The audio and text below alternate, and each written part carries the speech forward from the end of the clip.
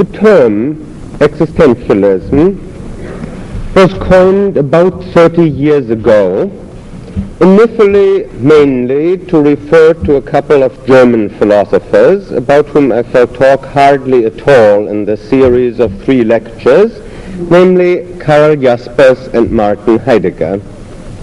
It was, however, only after World War II that through the writings of the French philosopher Jean-Paul Sartre, existentialism became very well known and very much talked about all over the world, and quite especially in the United States too. Although there is a good deal of interest in it and it's very much discussed, there is no complete agreement about just what existentialism means, about just what it refers to.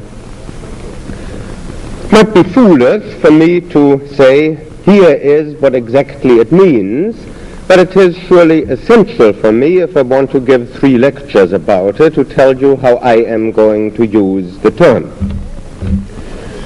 I'm going to use it as a label to refer to a number of people who are usually meant by the term, and these would be quite particularly Søren Kierkegaard and Heidegger and Jaspers and Jean-Paul Sartre. I'll say something about Nietzsche in a few minutes, seeing that the second lecture will be largely devoted to Nietzsche.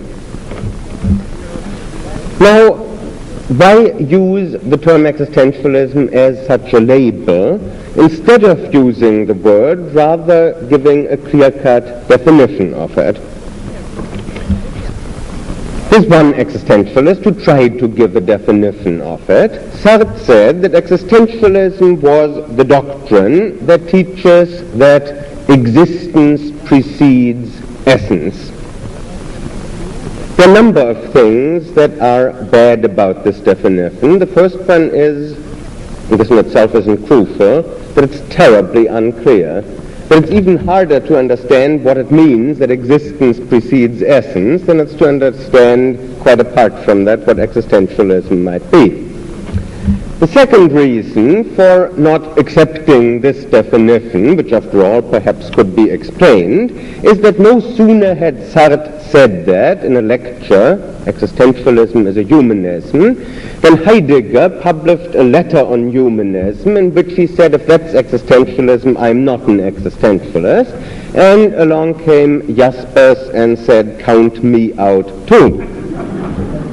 And if we look back, for example, to Kierkegaard, for example, to Nietzsche, or if we take a sidelong glance at Camus, it seems clear that these other men would not accept this particular definition either. Now one might see, is there some other definition that we can impose on the lot of them? And it doesn't seem to me to be a particularly fruitful undertaking.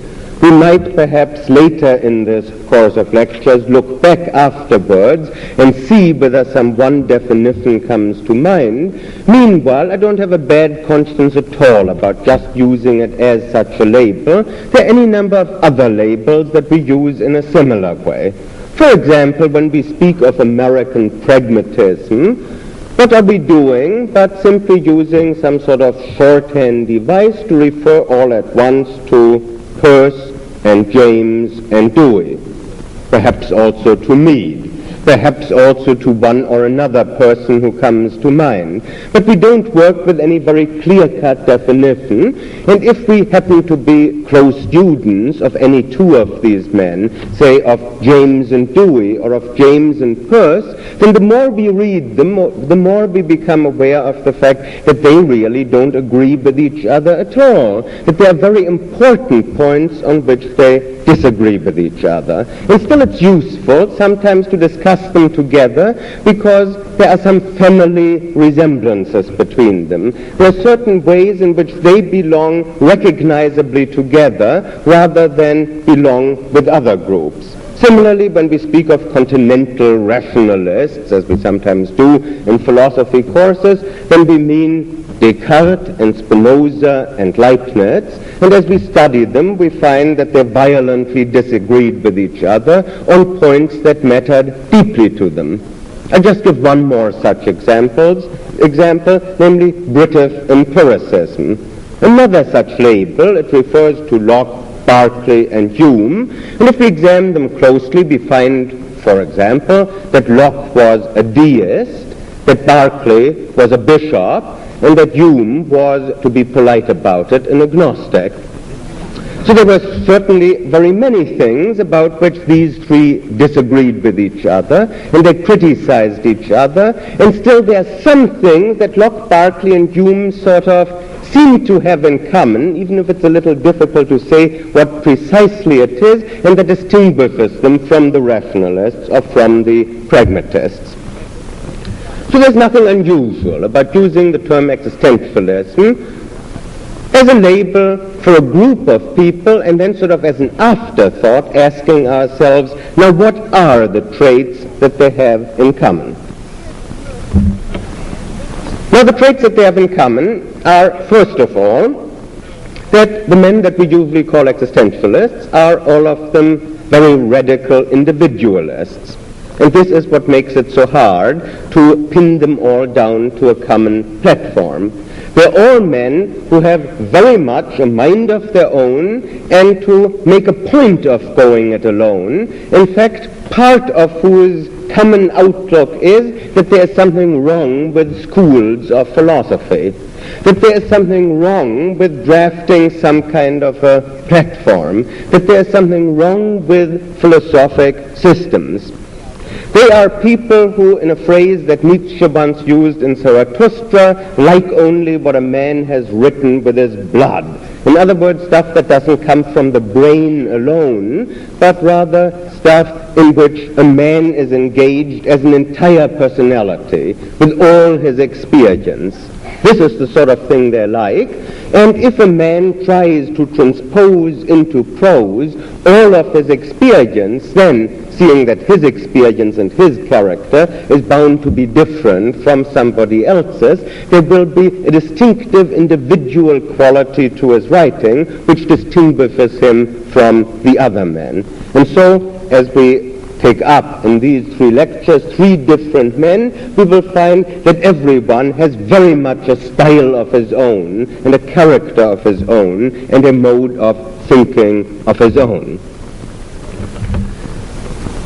Positively, we can say that one further thing that they have in common is a concern with extreme situations, extreme experiences, the most intense experiences, the most extraordinary experiences, and in the narrower sense, we might say the less happy experiences. In a narrower sense, this leaves out to some extent Nietzsche, who is certainly a borderline figure, a very doubtful candidate for existentialism. What he has in common with the other existentialists is that he too is particularly interested in ultimate experiences, but unlike most of the other existentialists, he does not emphasize so exclusively, to cite the titles of some of Kierkegaard's books, fear and trembling, and the sickness unto death which is despair, and the concept of dread, and going beyond Kierkegaard now, the experience of the anticipation in thought of one's own death. On the whole, the existentialists are particularly preoccupied with the gloomier experiences, but at any rate with the most dramatic, with the most tragic experiences. This, of course, in large measure accounts for the intelligent person's interest in existentialism and accounts for the fact that even people who find most current philosophy not particularly interesting feel that when it comes to existentialism there is something here that's of concern to them, because existentialists do talk about experiences about which it is difficult to be indifferent. experiences that matter to all of us and that engage our interest if they are written about with any sensitivity and intelligence at all. What is implicit in what I have said so far is that if the question is raised, for example, was Pascal an existentialist, or was Albert Camus an existentialist, there is no right or wrong answer here. All we can say is, well, there are certain things that these men have in common with people usually called existentialists, and then we can see are there also some things that distinguish them from the other existentialists? In what respects are they like other members of the family? In what respects are they different? Certainly we must not make up our minds on the basis of whether they like each other. It so happens that most of the living existentialists dislike each other quite intensely, but that happens in some families too, and that's no proof that somebody doesn't belong to the family. On the contrary, precisely people who have much in common with each other and who have inherited some of the same traits sometimes find each other particularly trying. And that applies to existentialists too. A further implication of what I have said is that it would not be proper to say that existentialism is a synonym for modern philosophy. There are some modern philosophers, especially French and German ones, though not only French and German ones, who are existentialists, but there are also many other modern philosophers, including most modern English-speaking philosophers, who are not existentialists. The existentialists are those who share these traits that I have talked about, who are so individualistic, who are impatient with things that are remote from life, who deal with dramatic experiences. Now, how shall we relate existentialism to what I have called the modern crisis? That there are all sorts of crises in our time is surely not controversial. Unquestionably, our time is a time of crisis. But I do not mean to imply right from the start, without having examined the matter at all, that our time is uniquely a time of crisis. About this I would like temporarily to suspend judgment. So if one or the other of you should feel that perhaps every time is a time of crisis, or at least that there have been many other times that have been just as critical as our time, we needn't argue about this at all. We needn't have any difference about this at all.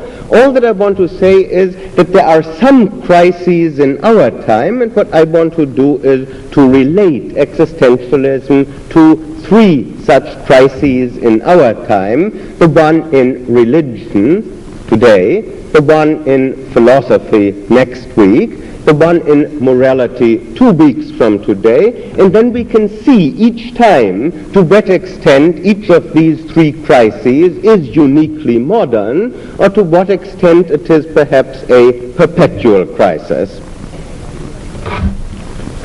Now, why do I pick out the three men that I have picked out? Kierkegaard for today, Nietzsche for next week, and Sartre for 2 weeks from tonight. First of all, there are strong reasons for beginning with Kierkegaard, because he is the first unquestionable existentialist. He is the one who started the whole modern movement of existentialism, even though now in retrospect we can look further back and find existentialist features in the thought of Pascal or even St. Augustine, or as some people would like to do, all the way back in the book of Job. Still, as a philosophic and literary movement, existentialism starts with Kierkegaard. Moreover, Kierkegaard is undoubtedly one of the most commanding and impressive figures of existentialism, and I think of the religious existentialists probably the most remarkable. So he is, to my mind, a particularly good and I would say obvious choice for discussing religious existentialism. The international renown of existentialism is largely due to Jean-Paul Sartre, and I would say that if we look at literary representatives of existentialism, Sartre is probably the outstanding one, the one who in brilliant novels, short stories, plays, and essays, as well as philosophic treatises, has brought existentialism to our attention. And here too, in the case of Sartre, just as in the case of Kierkegaard, I am influenced by my considerable respect for the man.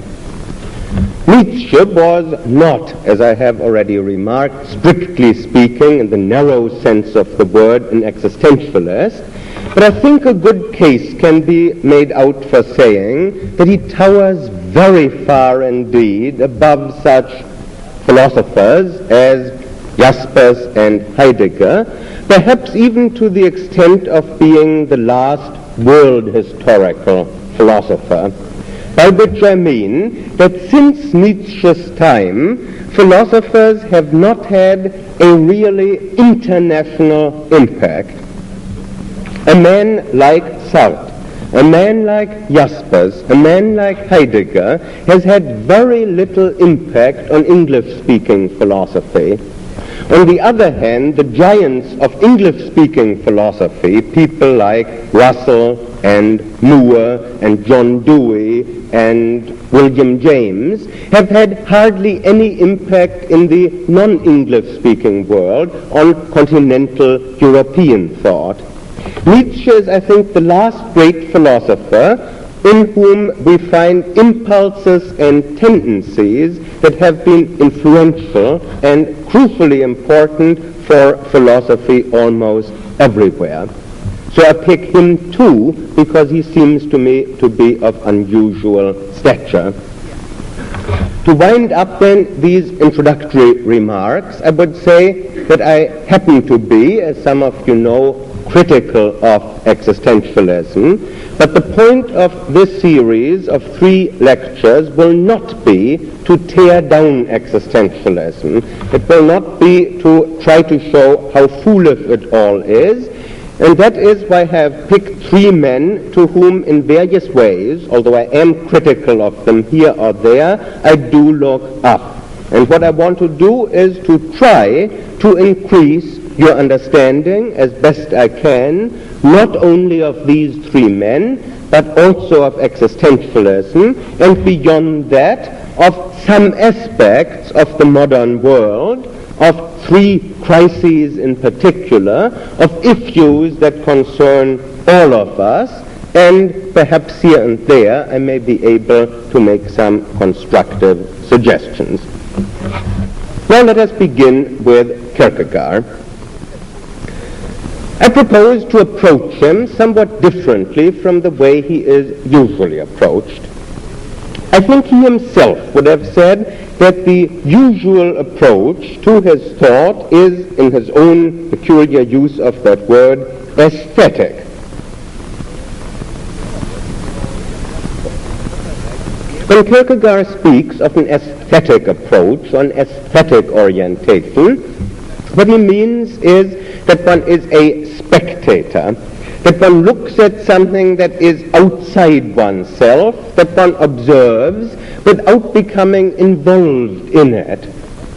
An extreme form of an aesthetic attitude would be if you collapse in front of your TV set and just try to be entertained. But that would not be the only example of an aesthetic attitude.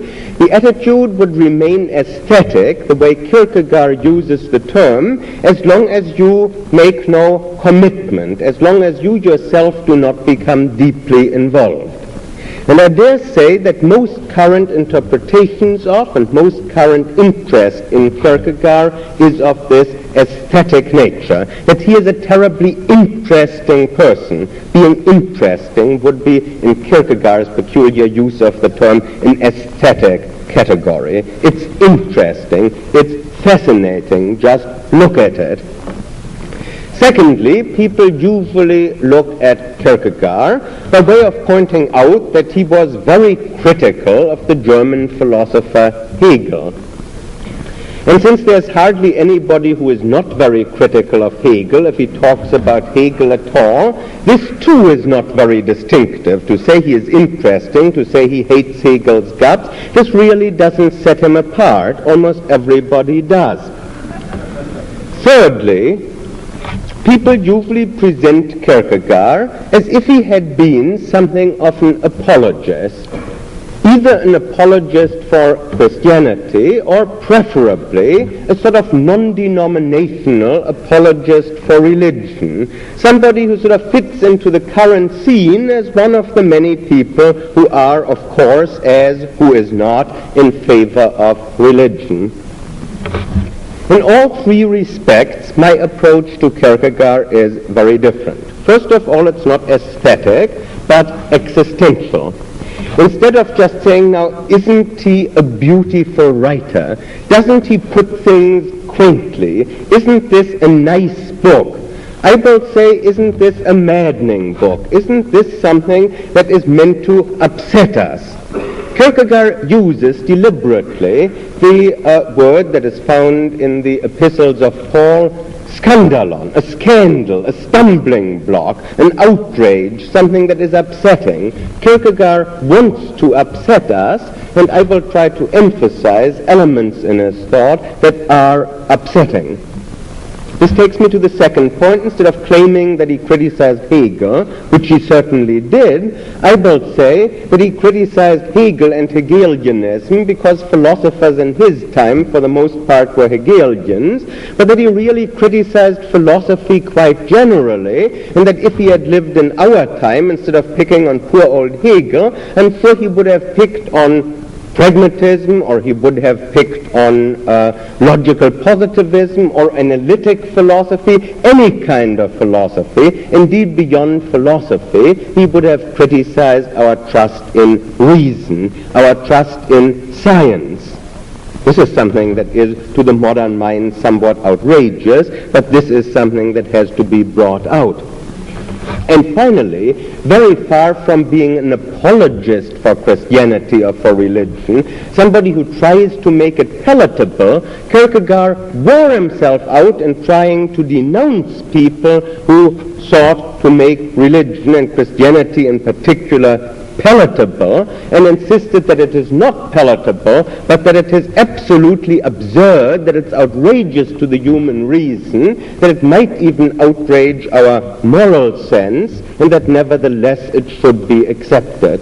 In other words, his conception of religion, once it is understood, I think, is seen not to fit at all into the current revival of religion, but on the contrary, Kierkegaard, if he were living today, I'm sure would be a particularly outspoken and radical critic of the kind of religion that is flourishing today. And this wants to be brought out if one wants to do justice to the man who said of himself in what is perhaps one of the nicest passages of his writings, that when he was about 30, one day he sat in the park and he said to himself, here I am 30 years old, and what have I done? Very, very little. Here are so many great men in our time, and they all have done so much, and I have done so little. Then he thought about it, and he decided that what all these men were doing to the best of their ability was to make life easier. And that he himself had no talent for making life easier, and so he resolved to make things more difficult. I think that's a lovely passage in the concluding unscientific postscript, how Kierkegaard resolves to make things more difficult. And one doesn't do justice to him and his heritage if one talks about him for an hour in a lecture, if one doesn't bring out this crucial element that here's somebody who related himself to Socrates because he too wanted to be a gadfly, he too wanted to make things difficult. But let me very quickly fill in some data about his life. He was born in 1813 and he died in 1855, and he lived almost all his life in Denmark, specifically in Copenhagen, though he briefly studied also at the University of Berlin. His father was a very strict and rigid authoritarian, a very pious man, who was bothered by the fact that once, when he had been very poor as a young boy, he had out on the heather cursed God. And this bothered not only the father, but it also bothered the son very deeply. Kierkegaard also remembers how his father wouldn't allow him much to go outdoors, but said there's no need to go outdoors. Perhaps this had something to do with the fact that the boy, Søren Kierkegaard, was somewhat crippled, somewhat misshapen. Perhaps that was why the father didn't want him to go out too much. The father said, we can take a walk in this room, we can just walk up and down together. And as they walked up and down together for perhaps half an hour at a time, the father described what they saw. Castles in Spain, and he described them in such great detail, everything that they saw, and with such painstaking and vivid imagination that after about half an hour the boy was all worn out from so much experience and as exhausted as if he had been playing ball for hours. This greatly stimulated his imagination, but also made him something very peculiar, somewhat solipsistic, somebody who could sort of after a while just stay by himself and imagine all sorts of things without ever actually coming into contact with other people. Then one day it seemed to the young boy that there was strong evidence that his father had seduced his mother before they were married, when the father's first wife had died and when the second wife-to-be was still a maid in his house, and that he, Søren Kierkegaard, was probably begotten before his father and mother were married. And when he found this out, he was so shocked because his father had seemed such a pious and such a moral man that it would seem that just once he debauched himself, he went to a brothel, something of that sort, and then afterwards kept thinking about the relation between the sins of the fathers and the sins of the children, or somehow the father's sin was connected, as it obviously was psychologically in his case, with the sin of the son, who when he finds out about the father's sin, does something himself that is sinful, and this set him to brooding about original sin. Not that he wouldn't have thought about that anyway, but there was this vivid personal connection in this, in his mind. And then he became engaged to a young girl, a very young girl, Regina, and finally decided that he couldn't go through with a marriage, and he felt that he couldn't say to her, I have some kind of a call.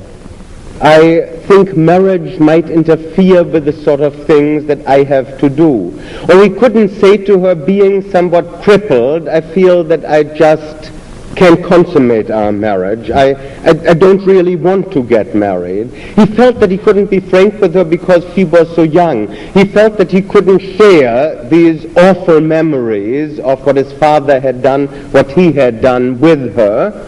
And so he felt that perhaps the only way of bringing this unhappy relationship to an end was to lead her to want to break off the engagement by seeming to be a terribly frivolous person, blackening his own character so that she would want to break off the relationship. And here I have given you the major events of his life. These relatively few experiences, not in themselves perhaps really so terribly unusual, were for him fateful experiences that with an unusually sensitive soul he brooded over all his short life long and kept alluding to in one way or another in his many, many books. There are, I think, only two further episodes in his life to be added to round out the picture. One, which I find particularly moving, is that there was a paper in Copenhagen that praised him highly, that took a fancy to him. He was a brilliant writer, and a writer with a fine sense of humor and a good stylist, and the paper praised him. And Kierkegaard despised this paper. And so he wrote the paper and said that he counted it a dishonor to be praised in its pages, and that in view of his opinion of this paper, he would much rather be pilloried by it. And the editor, perhaps understandably, took offense at this and ran in almost every issue horribly merciless cartoons of the misshapen, crippled Kierkegaard, making fun of him all the time until the children ran after him in the streets and threw rocks at him and laughed at him. But here you have a contempt for popularity and a contempt for the things that most people appreciate that I think requires a very profound respect. The other thing about his life that I still want to mention is that in the very end he came to the conclusion that the church of his country, which happened to be Lutheran, was so antithetical to what he took to be true Christianity and the heritage of Christ that he felt that one must openly protest against it. And so he privately printed pamphlets against the church, peddled them on the streets, collapsed in the street in the process of peddling them, was carried into a hospital where he lingered between life and death for a short while, refused to take the sacraments from an ordained minister of his church, said he would be willing to take them from a layman, but no layman was allowed to give him the sacraments. And so, although devoutly, intensely, passionately Christian, died without having taken the sacraments because he would not compromise with a church that he considered a betrayal of true religion. His books are exceedingly plentiful, and there's a point to be made about them. In the year 1843, for example, he published Either Or in 2 volumes. Then, in the same year, 18 edifying discourses. Then, in the same year, a book called Repetition. And then, still in the same year, Fear and Trembling. You might think that having published more than 5 volumes in 1 year, that he might have rested up during the following year, but in 1844 he published his philosophical fragments, his concept of dread, and another book. And in 1845, an enormous book, Stages on Life's Way. In 1846, his perhaps most ambitious work, Concluding Unscientific Postscript. In 1847, more edifying discourses and his great works of love. In 1848, he wrote a book that he didn't publish. In 1849, he published The Sickness Unto Death, as well as 3 other books, and also completed 2 more books that he didn't publish that year and that were published posthumously, and so it went. Here was a man, in other words, who wore himself out writing what he had to say, who did not divide his energies among any other things, though he had taken a theological degree. He did not become a minister. He did not want to have any official connection with the church, and just wrote at a feverish pace. Under the circumstances, it is perhaps not a carping criticism if I say that sometimes his writing leaves something to be desired from a philosophic point of view, that sometimes it is not as careful as it might be, that sometimes there are perhaps turns of phrase that invite objections, that sometimes perhaps he contradicts himself, that sometimes one can find fault. After all, if one writes at such a pace, so many books, not just in 1 year, but year after year after year, it is obvious that not everything is polished and as well considered as it might be.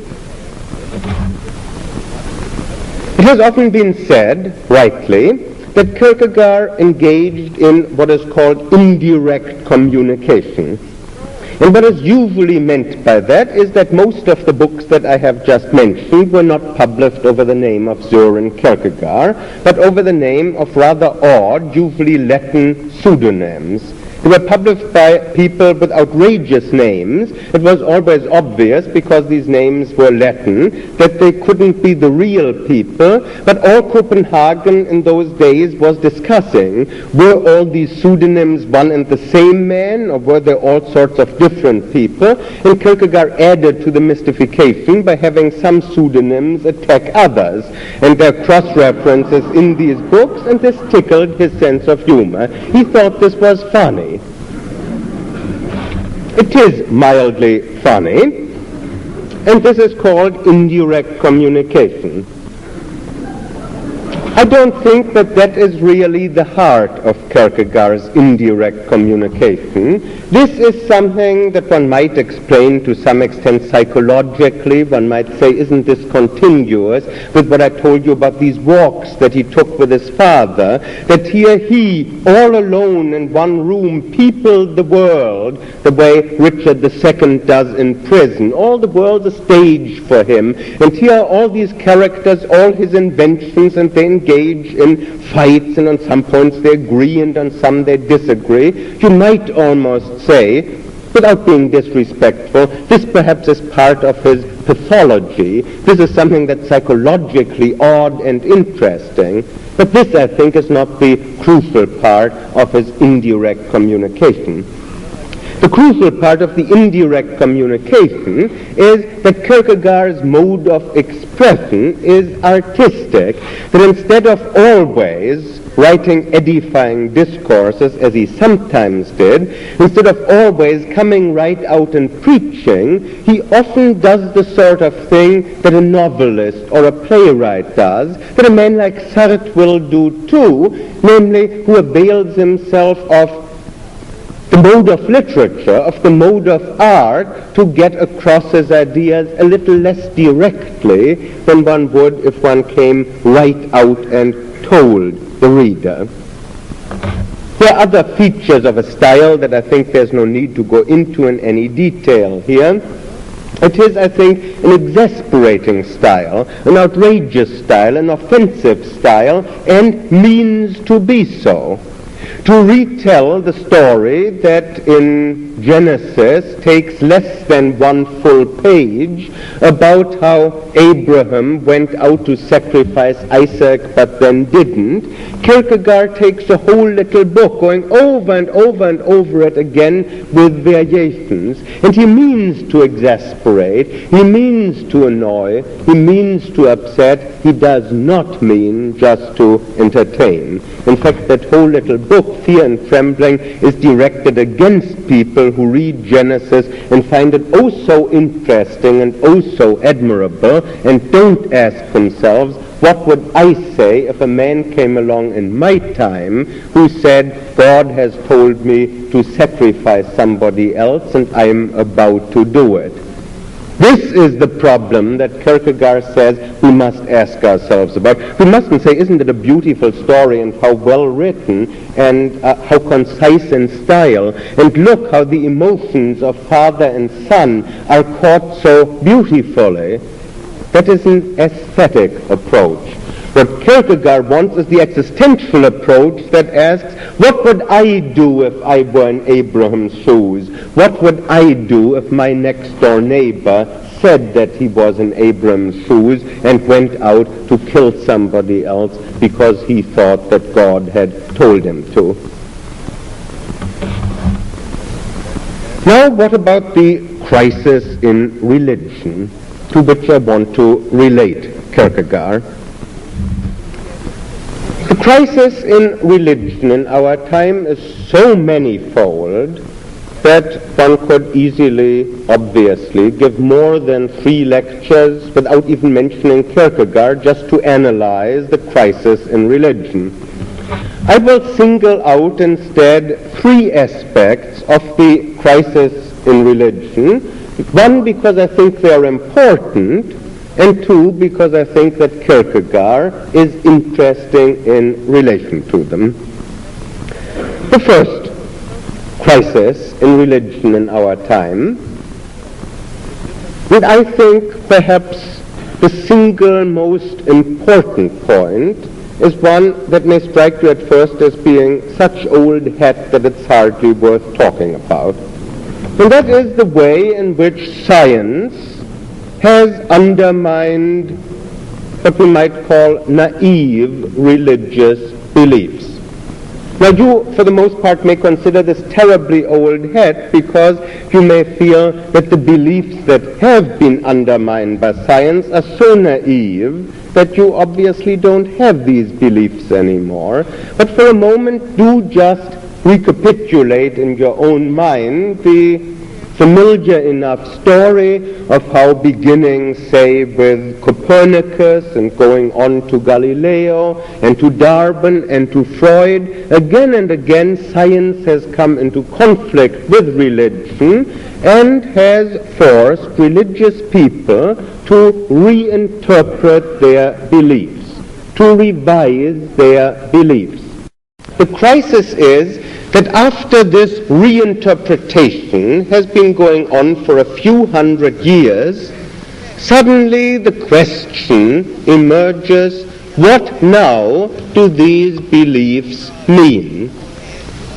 If they don't contradict science, it is no longer obvious what they mean. To say that God created the world is very understandable as long as it contradicts some scientific theory or other. But if you say it doesn't contradict any scientific theory, there's nothing that science could possibly find out that could conflict with the belief that God created the world, then it becomes questionable what it means to say that God created the world. And so with other religious beliefs. The big problem, I suppose, for religious belief in our time is no longer quite so much what's the evidence for them or what's the evidence against them, because most people probably have redefined in such a way that evidence is no longer very clearly relevant to them. And in that what now do these beliefs mean? Instead of dwelling further on this point, I will proceed to what I take to be the second and the third aspect of the crisis, then say what I think Kierkegaard had to say on each of these points, and then leave it to you in our question and answer period after the lecture to probe any particular aspect that especially interests you. The second great crisis in religion is of a moral nature. If somebody says, and seriously means it, that whatever is in the Bible, whether that be defined as the Hebrew Bible only or as the Old and New Testament both, that whatever is in the Bible is the Word of God, and that all the moral commandments to be found in the Bible are imposed on us by God, then we have what seems morally a clear position. But that is not what the modern religious believer says. Whether people in the past have said quite that, I needn't go into right now. Here certainly we have an aspect of the religious crisis today that has its roots through the centuries, that's not completely new today. I do think it's more acute today than it has been in the past. People select much more consciously and much more individually now than they have ever done in the past what commandments they recognize and what commandments they don't recognize.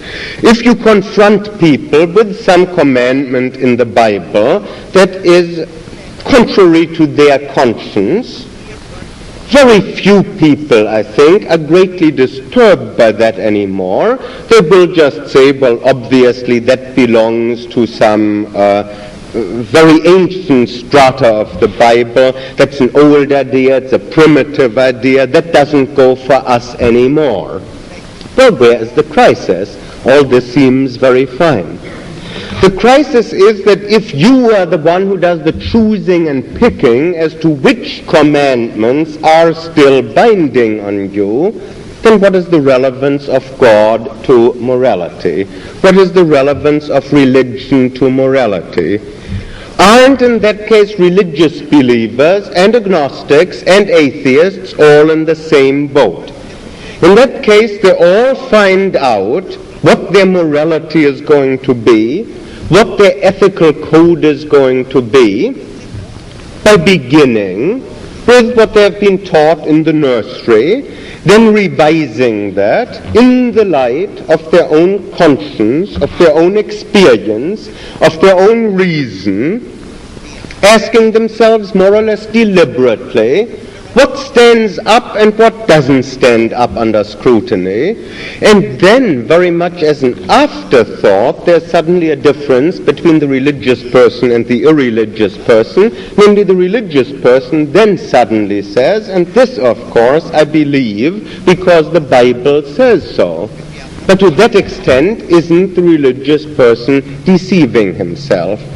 Is he really believing these things because the Bible says so? Apparently not, because there are other things in the Bible that he does not accept. Doesn't God then become redundant? Don't God and religion really, in that case, become irrelevant to life? And aren't they brought in a way that is not entirely honest anymore? This is the moral dimension of the religious crisis. And the third aspect is even more obviously age-old and I think not particularly modern, but it has its application in the 20th century and particularly since World War II. You might say that there is in organized religion an inverse proportion of quantity and quality. The more people crowd the temples and the churches, the shallower does religion become. This is not anything new, but it is something that's vividly illustrated in our time since World War II. But it is an old story. It's something that you find in the Hebrew Bible again and again and again, that the prophets are not greatly cheered by the fact that temple attendance is up higher than ever, that people are trampling the courts. On the contrary, this they find rather disgusting.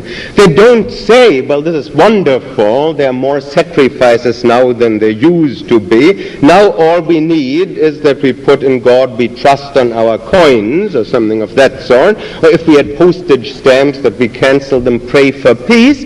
But what the prophets are concerned about is the terrible loss of quality of religion, and the prophets have a term for this: the remnant shall return. The idea that deep religion, genuine religion, is perhaps possible only for small groups. But this is an old idea.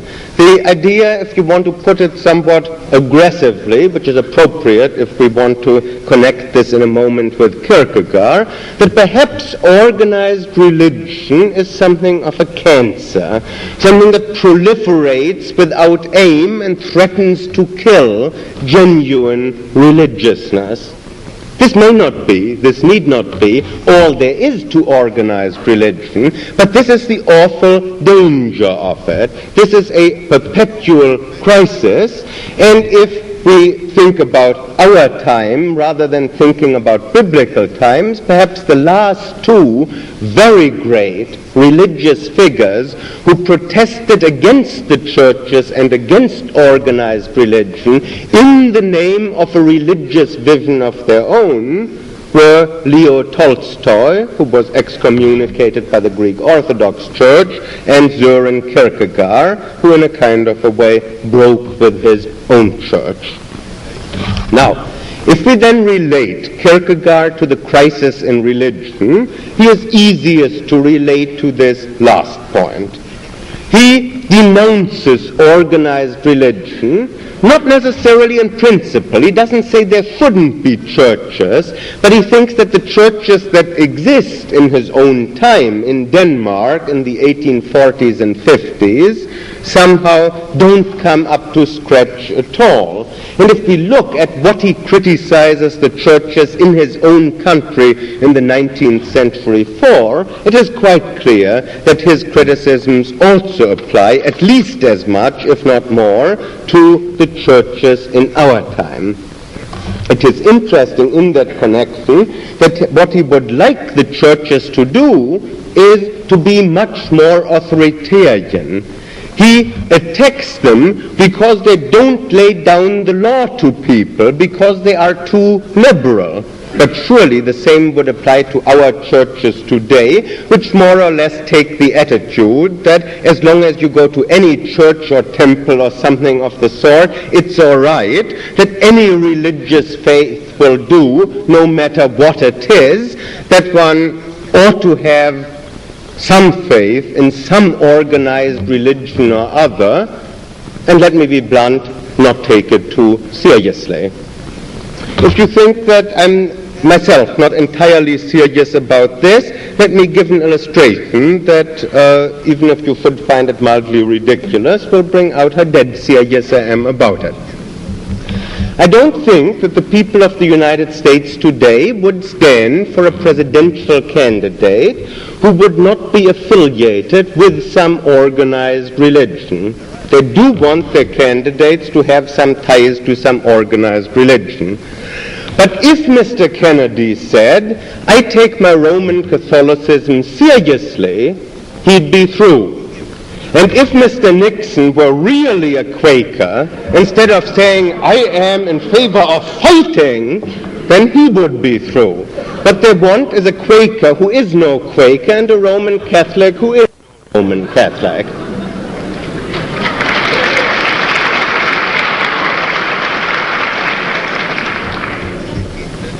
It's in this sense that our revival of religion,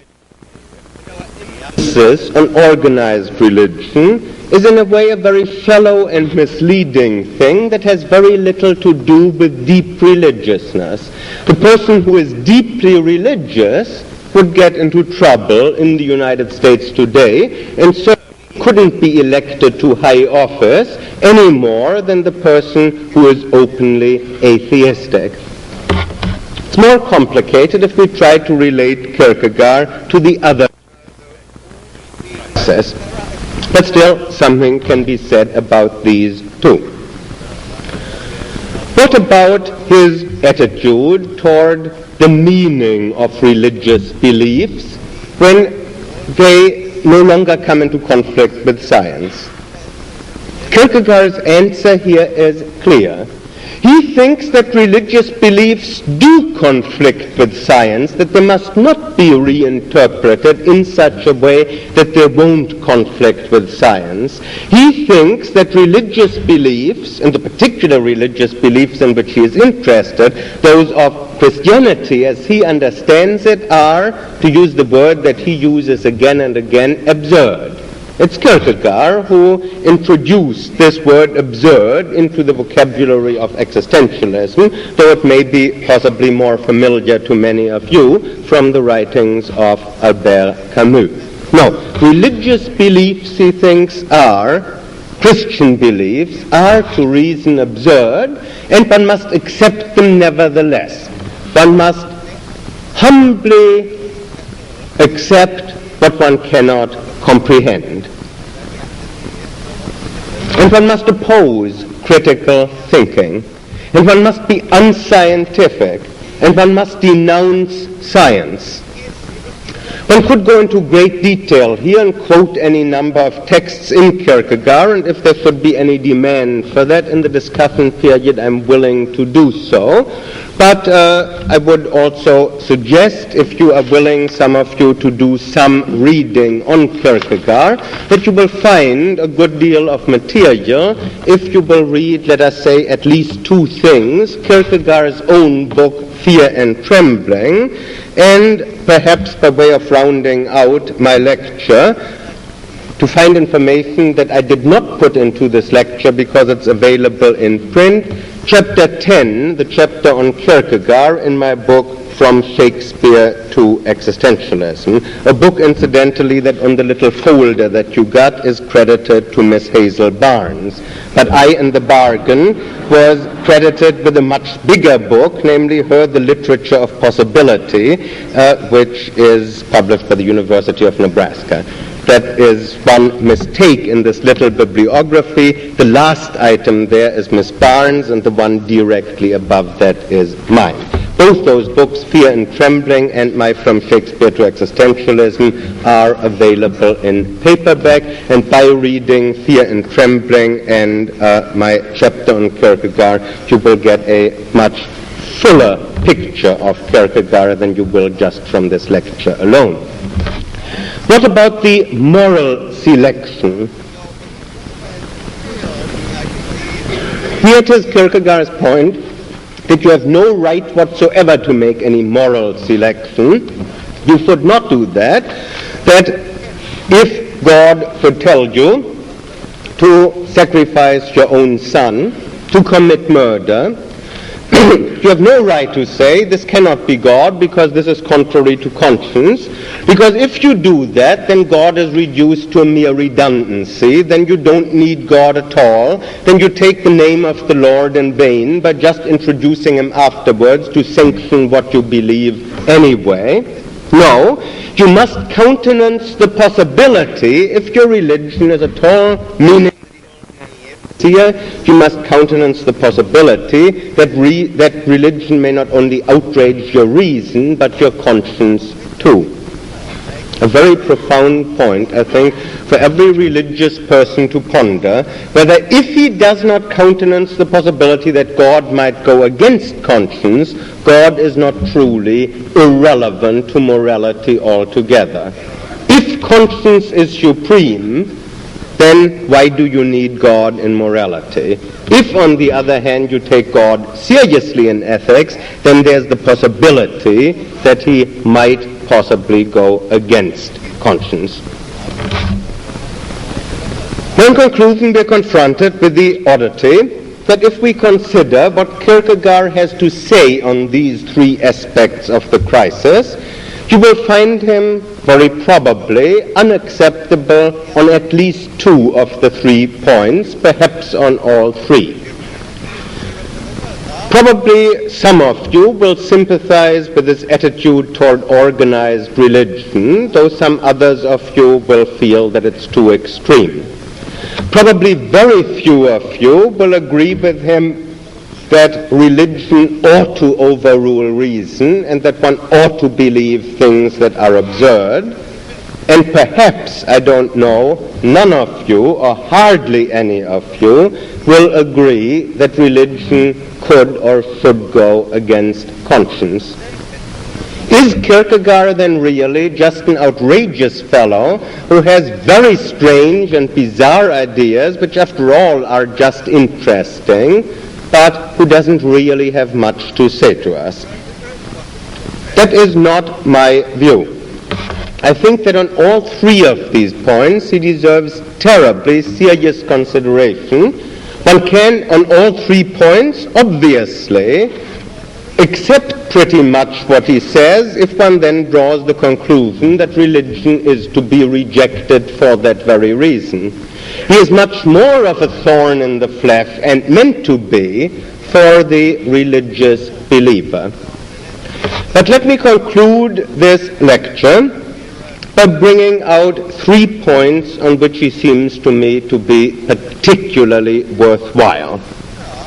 Number one, we find in Kierkegaard, and particularly in that very difficult and abstruse book, The Sickness Unto Death, which comes together with Fear and Trembling in the same paperback volume, complete and unabridged, we find him saying in that almost all men are in despair, whether they know it or not, the one exception being the true Christian, if there should be any true Christian today. Well, this at first glance seems meaningless. Does it make any sense to say that somebody is in despair but he doesn't know it? This seems very strange. It seems as if he didn't know how to use language. Here you can try to defend him in two ways. The first way of defending him would be, if I may say so, the theological way, namely you redefine the terms. And this Kierkegaard does, sort of in passing, but if this were all there were to him, I personally wouldn't take him terribly seriously. He does say that despair can be defined as the wrong relationship to God. Well, of course, if you say that, then you can say that almost all men are in the wrong relationship to God, although they don't know it. There's no paradox about that. But then why call that despair? That's arbitrary, to save a paradox by redefining the terms. But Kierkegaard also says something much more interesting to my mind in the same book, namely that despair means being in a wrong relation to oneself. And might it not be the case that almost all men are in the wrong relationship to themselves, although they don't know it? That makes a lot of sense, and we can specify what this wrong relationship to themselves is. They are running away from themselves. They are trying to escape from themselves. And this surely is a profound analysis of modern man, and we can leave open the possibility that perhaps it's a profound analysis not only of modern man, possibly of men at all times. And Kierkegaard would say further that philosophy and science and society all help men to escape from themselves, all help men to run away from themselves. Men are afraid of being alone with themselves because they might encounter themselves. They're afraid of solitude. As Kierkegaard once puts it, they can't think of any better use for solitude than as a horrible punishment. So they seek togetherness. They seek community activities, and the churches help them. The churches become great centers for community activities. The churches help men to escape from themselves. Here I think we have point number one that's eminently worthwhile. Point number two is that he is against Hegel's dictum that our society is the freest that ever existed, and that what we should do is absorb its values and conform and believe in progress and be proud of our achievements. But surely that wasn't just the view of Hegel. That's the view of almost all our secondary school teachers in the United States today. And Kierkegaard says that this is a terrible view, that we should realize that this optimism is unfounded, that the true individual, the person who takes problems seriously, is in despair. His problems are not solved by science and society, and what you should do is not conform and not absorb the values of your society, but stand alone. That's point number two. And third and last, Kierkegaard's criticism of liberal Christianity and perhaps of liberal religion quite generally bears thinking about. And his interpretation of Christianity as deeply authoritarian, although perhaps not very appealing to the 20th century mind, might well be historically more correct than the more appealing interpretations to which we are accustomed today. When Kierkegaard says that Christianity is authoritarian, I think he is right. But he is also right when he says that Christianity teaches us to leave father and mother and to stand alone. That the original teaching of Jesus is not that the family that prays together stays together, but quite to the contrary, that you should not pray together, but that you should shut the door and pray by yourself. Here Kierkegaard speaks as a true heir, not just of Jesus, but perhaps of the prophets too. Let me end with a final dig against a very popular contrast today, with which probably most of you are familiar. That between the good guys and the bad guys, the authoritarians and the humanists. We classify people, and the authoritarians are the bad guys, and Kierkegaard clearly was authoritarian. You can quote him along that line again and again. And the humanists, they have the good beliefs. One thing that I will try to get across in all of these lectures, and quite emphatically today in the first one, is that one can learn a great deal from people who were authoritarian, and that Kierkegaard was one of them.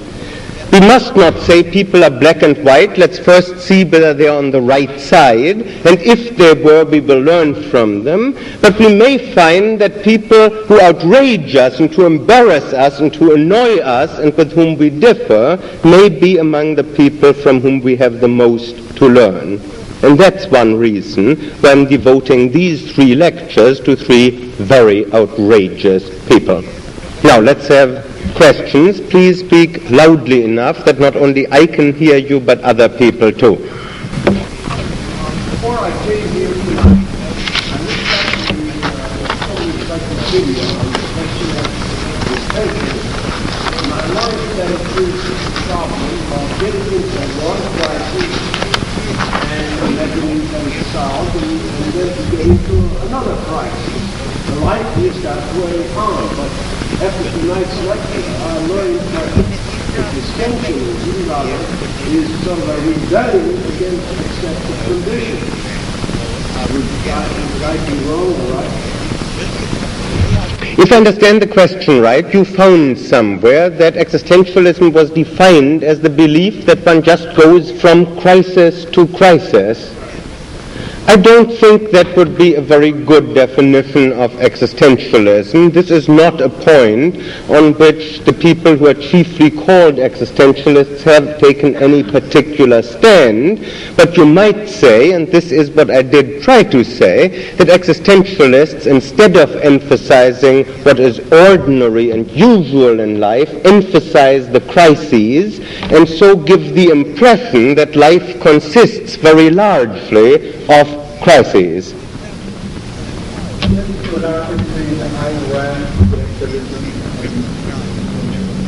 Between what? Oh.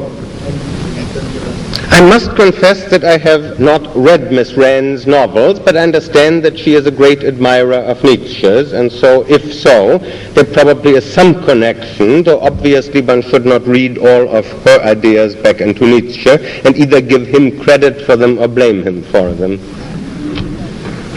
Would you think that Kierkegaard would be more apt to attack the Reformed religion than the Orthodox? He very clearly did attack liberal and reformed religions. Now, what his attitude toward various forms of orthodoxy would be is a little bit difficult to say. One extraordinary thing, I think, about Kierkegaard is that he did not address himself to religions other than his own. That, for example, he never even writes about Calvinism. He treats Calvinism as non-existent. He does not discuss the Roman Catholic Church, much less does he discuss Orthodox Judaism. That by temperament he would have some feeling for orthodoxy that he wouldn't have for liberalism is clear, I think. But whether he would particularly applaud any such positions, I am not sure, because one thing that's very clear in Kierkegaard is that he does not share the admiration for organized religion as such, or for a deep religious faith, whatever that may be, that's so fashionable today, but he wants a particular interpretation of Christianity, and anything that doesn't agree with that he rejects.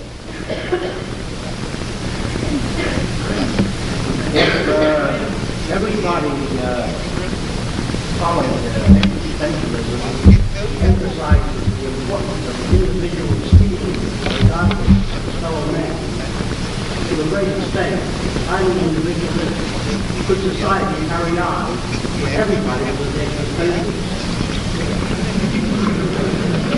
I think the answer is no, but the answer is also that that this is not a terribly relevant objection. Perhaps one doesn't have to worry about that too much.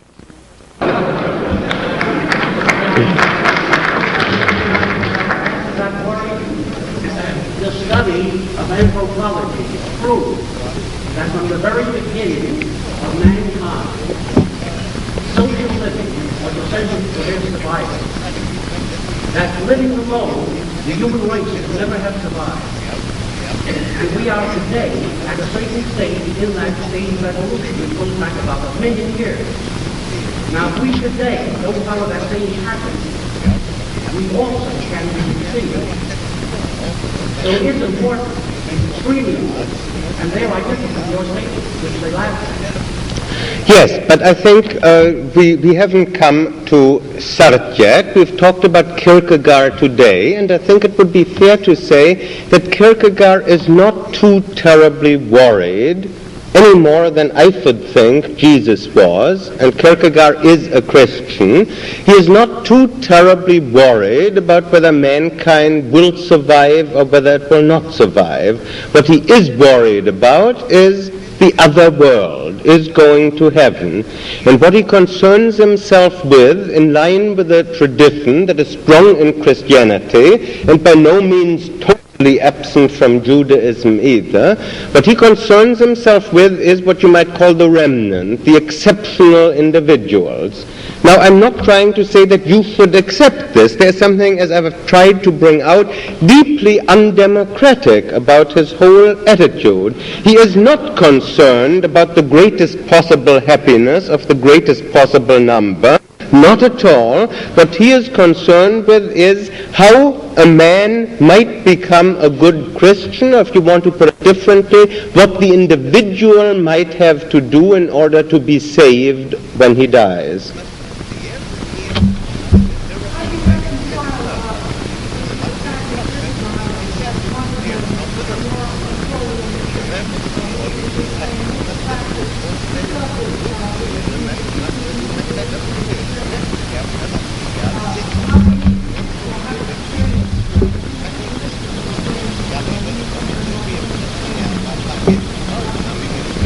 This is something that's puzzling in many a reformer, that he revolts against the church, but then may add, and this is Kierkegaard's line clearly, that he revolts against it in part because it isn't authoritarian enough. So it's easy to sympathize with him because of his individualism, but you might say, if ever you got your way, if ever you got your will, what would happen to people like you? It's a similar feeling, just first of all by way of bringing out that this problem isn't confined to Kierkegaard, that one might have, for example, about a man like Plato, who criticizes the society that he lives in, Athenian democracy, because it isn't authoritarian enough, and he is a great rebel and a great individualist and a great iconoclast and a great critic. But what he would like to have is the kind of society in which people like he would have no place at all. Now we have something similar to that very clearly in Kierkegaard. And I think what he would say is that certain kinds of belief should be insisted on by the church, and that there should not be any leeway when it comes to whether you do or don't accept central dogmas about Christ, but that of course the individual might have some leeway in having some deep experience. What he objects to is a religion in which deep experience is something that would be an embarrassment, in which deep experience would almost disqualify anybody from membership, because it just wouldn't belong, because it would be so extraordinary and exceptional. The deep experience is compatible, I should think, with a more authoritarian setup. Perhaps I can draw an analogy here which will be familiar to some of you, and that would be that perhaps in Orthodox Judaism, in religious services, you would be much more likely to see many people seized by stark religious experience than you would in more liberal services. And perhaps you would find the same sort of thing also between fundamentalist Protestant services and liberal services. The deepness and the intensity of the experience is compatible with a good deal of traditionalism and orthodoxy.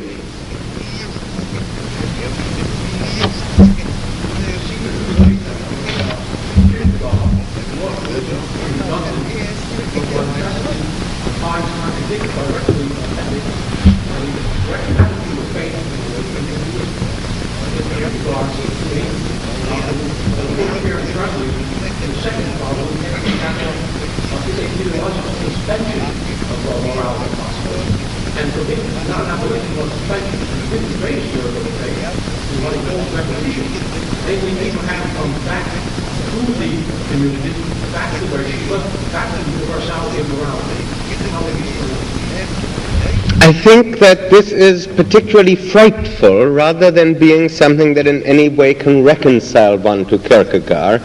I think that with a strangely and disturbingly prophetic soul, he rightly sees that his knight of faith is not a fanatic with fire and sword, but the man who is willing to commit atrocities with a firm faith that everything will come out all right, and who, to be drastic about it, comes back, say, from his having liquidated a few million people to his family, and is a very nice father and a very nice husband, and, as Kierkegaard puts it, to quote him, in ordinary life you can't tell him from a tax collector.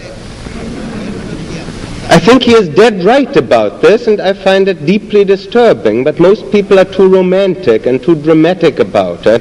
They think that people who commit deeds like that must be obviously monsters, as if they sort of must have horns and tail. But Kierkegaard sees quite rightly that if a man has the firm faith that what he is doing is all right, and that in the end it will all be for the best, even though if you argue with him, he'll have to admit that it's absurd, how could it come out for the best, still he believes somehow it will, then he can afterwards go back to his family and be quite undisturbed.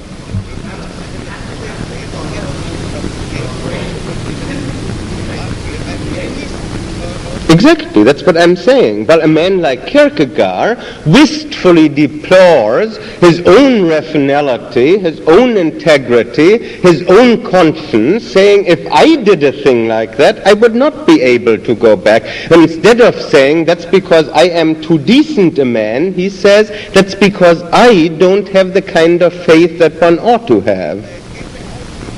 At this point, obviously, I don't agree with him at all, and I don't suppose any of you had the idea in the first place during my lecture that I am in any sense a follower of Kierkegaard, even though I tried to give a sympathetic interpretation. What explains today's interest that Kierkegaard has found among so many people today who really disagree with him? A man who is so contrary to the spirit of modern times. Because it's much more fascinating to deal with somebody who deals with interesting problems that have some relation to one's own life than to read about things that strike one as wholly academic and irrelevant to one's own life. I think that's the main reason. A secondary reason is that he wrote well, and a tertiary reason is that there are some psychological insights that sort of spice the reading. There was a lady a little to the left there.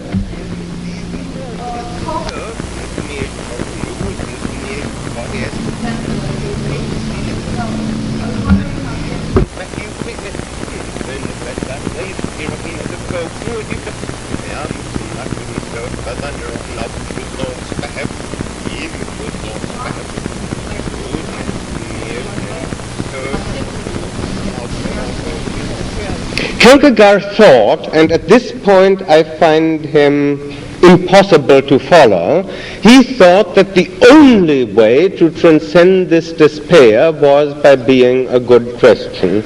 At this point I simply cannot follow. This doesn't make any sense to me at all. First of all, you might say, well, let's be a little bit more broad-minded. What about being a Jew? Or what about being a Buddhist? Couldn't one transcend it in that way too? Or one might ask, what about being the kind of man, let's say, that we will come across as we consider Nietzsche and Sartre, familiar to some of you from Camus' novels? Might it not be possible without any religious faith? I think here Kierkegaard doesn't argue, but is just dogmatic, and to me, at this point, he isn't plausible at all. I can take just one more short question.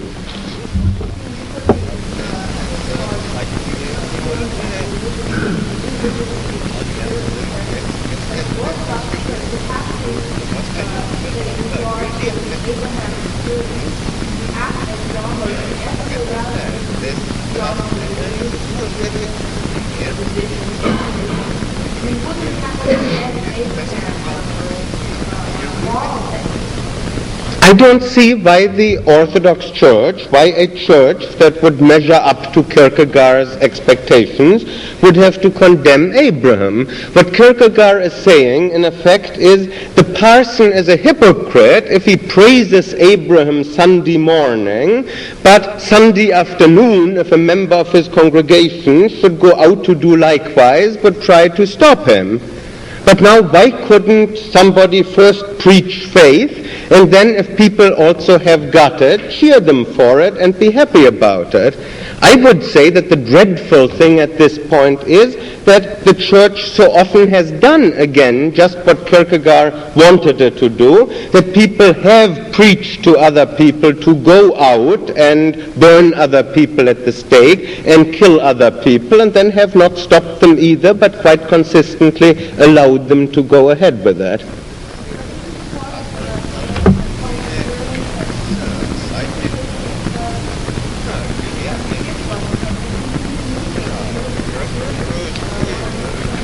You're entirely right that according to Kierkegaard, Abraham couldn't communicate it, but the parson might do what Kierkegaard says he would do, just reverently stand back and say, here is a great man, here is the kind of man who resembles Abraham, let's canonize him. On that note, let's close for